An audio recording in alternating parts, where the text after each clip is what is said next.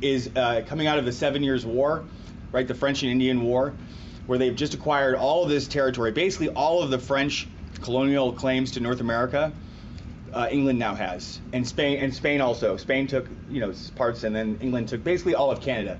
Canada is going to remain a part of, is going to be tied to England until the end of World War II. In 1867, Canada gets independence relatively, but they still are attached.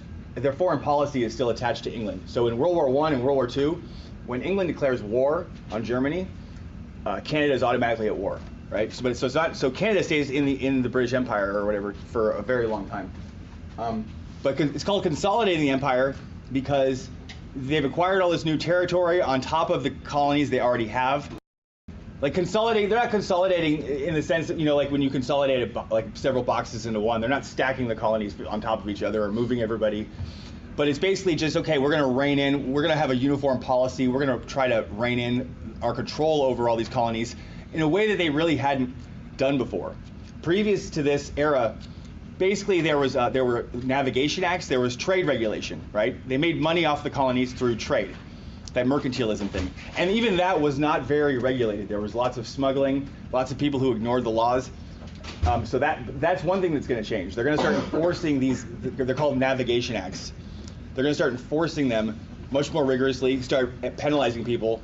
And that's going to upset a lot of, I mean, if you're involved in trade, if you own a ship that goes back and forth trading goods between Europe and the colonies, and you've gone the entire time doing it 10, 20 years without ever having to worry about customs person checking your boat or charging you taxes, and people just got away with it, and all of a sudden now you're getting hit like every single time, It'd be, imagine if there were like no parking meters like in downtown, and people could just, there were parking meters, but nobody enforced it, right? And for 10, 20 years we just drive around, we park wherever we want, we stay as long as we want, several days, nothing happens, and then all of a sudden, every time you park, 20 minutes, even if it's for like 10, 20 minutes, you're getting a ticket. So they're going to start basically imposing their authority over the colonies in a way that for the 13 colonies that declare independence, they're not used to that. They were used to having colonial assembly, colonial government, basically where they were self-governing in most ways, and there was just some trade regulation. So the enforcement of the Navigation Acts, which is what that Townshend Acts thing right there, that one right there, that Townshend Acts, that 1767, it's named after a government official. It relates to the enforcement of the Navigation Acts and a few other things. Basically, they were designed to raise revenue because England's in debt after this war, right? The 7 Years' War puts them in debt, and they figure, well, we're in debt because of fighting a war mostly in the colonies here, defending these people, and they don't really pay taxes like people in England do. So let's start taxing them more because they should be bearing the burden of this debt also, right?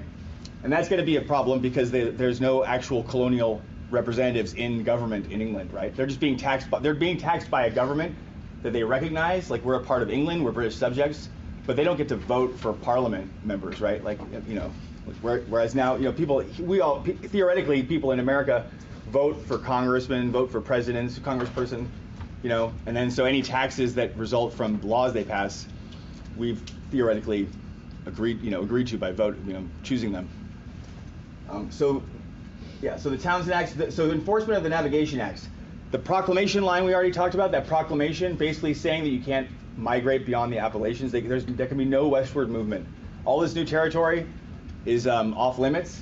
And then the big one that's cited, this is really like, if you wanted to pinpoint a year where the revolutionary or colonial crisis, calling it like a crisis or something that really escalates, you would probably look at the Stamp Act, which sounds like the most boring thing. I know, it sounds horribly boring, doesn't it? The stamp, it's like the Golf Act. Basically, there's paper that has an imprint on it from the British government, and you have to pay for this paper.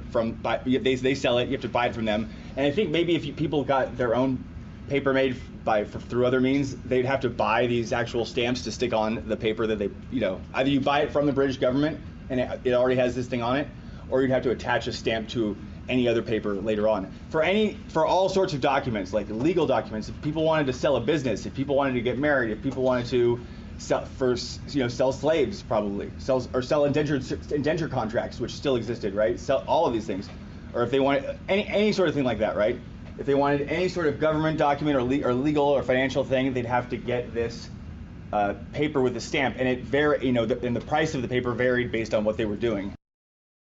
And this may not seem like that big of a deal. This is the first attempt at what's called direct taxation on the colonists, direct taxes, right? Like the income tax, a direct tax.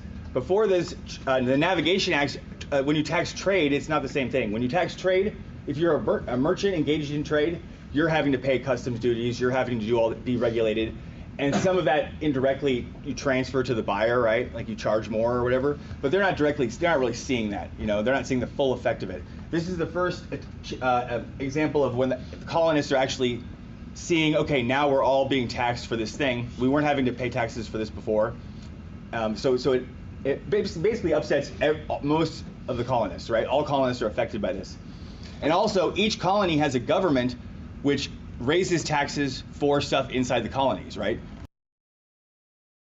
So there are these colonial assemblies that basically raise taxes for colonial purposes, right? Even the governors, there's a royal governor appointed by London to each colony. But even those folks have an income that is dependent on what the colonial assemblies would agree to. Like they agree, we'll compensate the governor this much.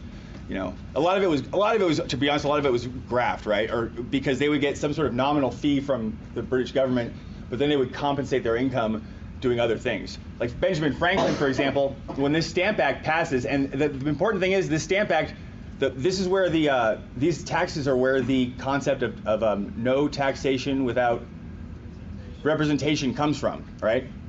And the colonists say we have no representation in Parliament. Parliament's passed these taxes, but we don't have anybody in there representing us that we voted for.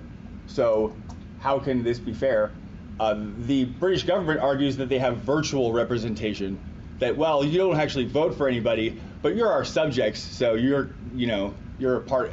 You're somehow represented indirectly. It was kind of a BS answer, basically. But this tax, the Stamp Act, there was such a public outrage over it. It's actually repealed in 1766. Benjamin Franklin actually goes to Parliament and argues against the Stamp Act, why it should be repealed. He actually supported it originally, and then he was against it. And then when it passed, he made sure that he could get his buddies jobs as tax collectors.